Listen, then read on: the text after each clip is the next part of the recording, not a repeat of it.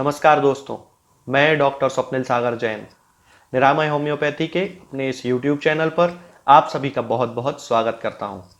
दोस्तों, आज हम बात करने वाले हैं हर्सुटिज्म यानी कि अनचाहे बालों की समस्या के बारे में। तो मैं आज आपको बताऊंगा कि हर्सुटिज्म क्या होता है, ये क्यों डेवलप हो जाता है और किन होम्योपैथिक दवाओं से हम हर्सुटिज्म को पूरी तरह से ठीक कर सकते हैं। दोस्तों, हर्सुटिज्म एक ऐसी समस्या है जिसमें पुरुषों और स्त्रियों में ऐसी जगहों पर बालों का डेवलपमेंट हो जाता है, ऐसी जगहों पर बालों की ग्रोथ हो जाती है जहां पर सामान्यतः बाल या तो बहुत कम होते हैं या फिर बिल्कुल भी नहीं पाए जाते हैं, जैसे कि चेस्ट, फेस, चिन आदि। ये एक ऐसी समस्या है जो कि महिलाओं में बहुत ज्यादा साइकोलॉजिकल डिस्ट्रेस या फिर सोशल डिफिकल्टी का कारण बन जाती है। सामान्यतः इस कंडीशन के लिए महिलाएं बहुत सारे एलोपैथिक ड्रग्स या फिर कोई ऐसी कॉस्मेटिक सर्जरी या लेजर ट्रीटमेंट करवाती हैं, लेकिन उसके बाद भी इस समस्या का पूरी तरह से उनको समाधान नहीं मिल पाता है। तब इस कंडीशन में होम्योपैथिक दवाइयां हर्सुटिज्म के लिए बहुत अच्छी साबित होती हैं। ये न केवल हर्सुटिज्म में डेवलप होने वाले अनचाहे बालों की ग्रोथ को खत्म कर देती हैं, बल्कि जिन कारणों से वो हेयर ग्रोथ वहां पर होती है उन कारणों को भी पूरी तरह खत्म कर देती है। दोस्तों, महिलाओं में और पुरुषों में बहुत सारे हार्मोन्स पाए जाते हैं। कुछ हार्मोन्स ऐसे होते हैं जो महिलाओं में भी पाए जाते हैं और पुरुषों में भी पाए जाते हैं। उन्हीं में से कुछ होते हैं एंड्रोजन हार्मोन्स। जब इन एंड्रोजन हार्मोन्स की मात्रा महिलाओं में या पुरुषों में सामान्य से ज्यादा हो जाती है या फिर हेयर फॉलिकल्स जो शरीर में पाए जाते हैं वो एंड्रोजन हार्मोन के लिए बहुत ज्यादा सेंसिटिव हो जाते हैं, या हम ये कह सकते हैं कि हेयर फॉलिकल्स में एंड्रोजन के लिए ओवर सेंसिटिविटी पाई जाती है, तब उस कंडीशन में हर्सुटिज्म डेवलप हो जाता है। इसके अलावा कई महिलाओं में इंसुलिन का सामान्य से ज्यादा हो जाना भी हर्सुटिज्म का कारण बनता है। इसके बाद ovarian cyst, ovarian tumour, adrenal hyperplasia, pituitary tumour, pregnancy, hypertrichosis आदि ऐसे बहुत सारे कारण हैं जिनसे शरीर में हार्मोनल इम्बैलेंस होता है और उसके कारण हर्सुटिज्म डेवलप होने लगता है। अब हम बात करते हैं इसके साइंस और सिम्टम्स के बारे में। तो इसका सबसे प्रमुख सिम्टम है चेस्ट, फेस और चिन पर अनचाहे बालों की ग्रोथ हो जाना।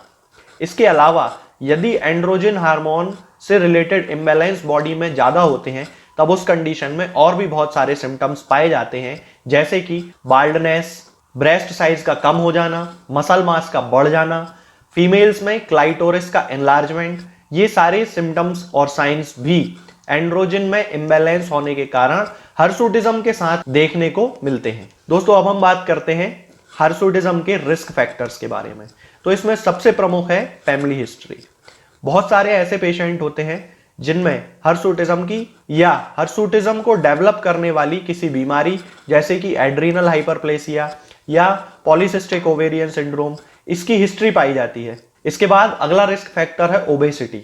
ओबेसिटी भी एंड्रोजन इम्बैलेंस का एक कारण बन जाती है और उसके कारण बॉडी में हर्सुटिज्म डेवलप हो जाता है। इसके बाद आता है एंसेस्ट्री। तो मिडिल ईस्ट और साउथ एशिया की महिलाओं में हर्सुटिज्म के केसेस सामान्य महिलाओं से ज्यादा देखने को मिलते हैं। दोस्तों, अब हम बात करते हैं उन होम्योपैथिक दवाओं के बारे में जिनसे ना हम केवल हर्सुटिज्म को ठीक कर सकते हैं, बल्कि जिन कारणों से हर्सुटिज्म बॉडी में डेवलप हो जाता है उन समस्याओं को, उन कारणों को भी हम पूरी तरह से ठीक कर लेते हैं। बल्कि यदि इसको ऐसा कहें कि होम्योपैथी हर्सुटिज्म को ठीक करने के पहले उन समस्याओं को ठीक करती है जिसके कारण बॉडी में हर्सुटिज्म डेवलप होता है, और उसके बाद हर्सुटिज्म अपने आप ठीक होता चला जाता है, क्योंकि बॉडी में एंड्रोजन हार्मोन्स का लेवल जो है वो नॉर्मल होने लगता है। तो इसमें सबसे पहली मेडिसिन आती है बराइटाकार्ब। बराइटाकार्ब एक ऐसी मेडिसिन है जिसके पेशेंट्स में डॉर्फिज्म यानी कि बौनापन बहुत ज्यादा देखने को मिलता है। ये बौनापन मेंटल भी हो सकता है और फिजिकल भी हो सकता है। इसके बहुत सारे सिम्टम्स होते हैं जो महिलाओं के मेंसेस यानी कि पीरियड्स के टाइम पर देखने को मिलते हैं। इसकी जो महिलाएं होती हैं उनमें पीरियड्स केवल 1 दिन या 1.5 दिन के लिए ही होते हैं और वो भी बहुत कम मात्रा में ब्लीडिंग उनमें होती है। इसके अलावा मेंसेस यानी कि पीरियड्स आने के तुरंत पहले ल्यूकोरिया मतलब कि सफेद पानी की शिकायत होना भी बराइटा कार्ब का एक प्रमुख सिम्टम है। मेंसेस के पहले स्टमक में पेन होता है और कभी कभी मेंसेस एब्सेंट भी हो जाते हैं, यानी कि अमीनोरिया की शिकायत भी होती है। तब उस कंडीशन में यदि बॉडी में हर्सुटिज्म भी डेवलप हो रहा है, तब बराइटा कार्ब 30 पोटेंसी में 2-2 बूंद दिन में 3 बार 1 चम्मच पानी में मिलाकर लेने से बहुत आराम मिलता है। इसके बाद अगली मेडिसिन आती है दोस्तों सिमिसीफ्यूगा। इसकी जो पेशेंट होती है उसके मेंसेस यानी कि पीरियड्स इरेगुलर होते हैं, कभी वो उसकी ड्यू डेट से पहले आ जाते हैं और कभी ड्यू डेट के बाद में आते हैं। पेशेंट को डिस्मीनोरिया की शिकायत होती है, यानी कि पेनफुल मेंसेस यानी कि पेनफुल पीरियड्स की शिकायत होती है। उसके साथ ही ब्रेस्ट में उसे बहुत ज्यादा पेन होता है। तब उस कंडीशन में यदि हर्सुटिज्म भी पेशेंट में पाया जाता है, तब सिमिसीफ्यूगा 30 पोटेंसी में 2-2 बूंद दिन में 3 बार 1 चम्मच पानी में मिलाकर उपयोग करना चाहिए। दोस्तों इसके बाद अगली मेडिसिन आती है इग्निशिया। इग्निशिया को हमें 200 पोटेंसी में यूज करना है, 2 बूंद सुबह 2 बूंद शाम को 1 चम्मच पानी में मिलाकर। इसकी जो पेशेंट होती है वो बहुत ज्यादा ओवर सेंसिटिव होती है और उसका मूड चेंजेबल होता है। कभी वो बहुत अच्छे जॉली मूड में रहेगी और कभी अचानक से वो रोने लगती है।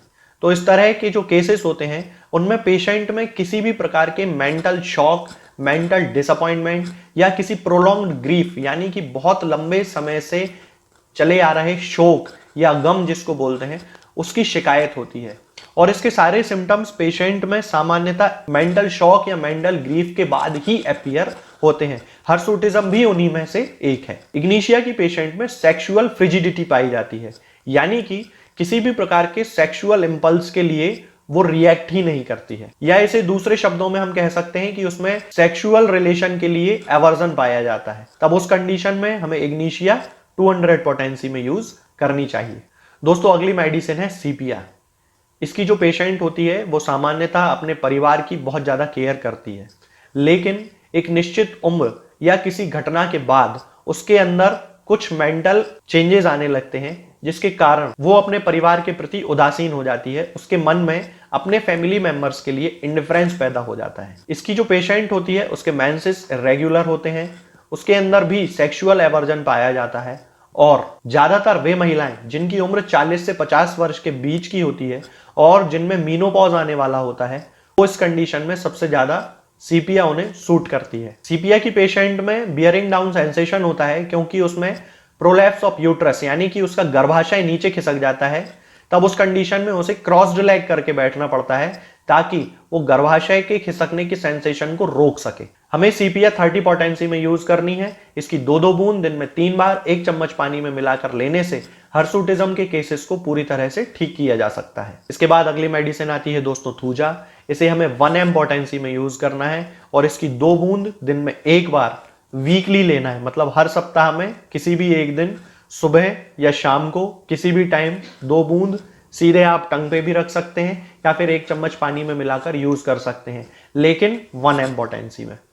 इसकी जो पेशेंट होती है या इसका जो पेशेंट यदि कोई वो मेल भी है तो उसमें ग्लैंडुलर एनलार्जमेंट के केसेस बहुत ज्यादा पाए जाते हैं, यानी कि यदि वो महिला है तो उसको ओवेरियन ट्यूमर पाया जा सकता है, ओवेरियन सिस्ट पाए जा सकते हैं, यूट्राइन फाइब्रॉइड पाए जा सकते हैं या किसी और ग्लैंड के एनलार्जमेंट की शिकायत उसमें पाई जा सकती है। इसकी जो पेशेंट होती है उसमें ल्यूकोरिया बहुत ज्यादा मात्रा में होता है और एक पीरियड से लेके दूसरे पीरियड के बीच का जो समय होता है उस पूरे समय में ल्यूकोरिया उसको होता रहता है। तब हमें थूजा उपयोग करना चाहिए। इसके बाद अगली मेडिसिन आती है दोस्तों ओलियम जैकोरिस। ये हर्सुटिज्म के केसेस के लिए एक बहुत ज्यादा स्पेसिफिक मेडिसिन है। इसे हमें 3x पोटेंसी में यूज करना चाहिए।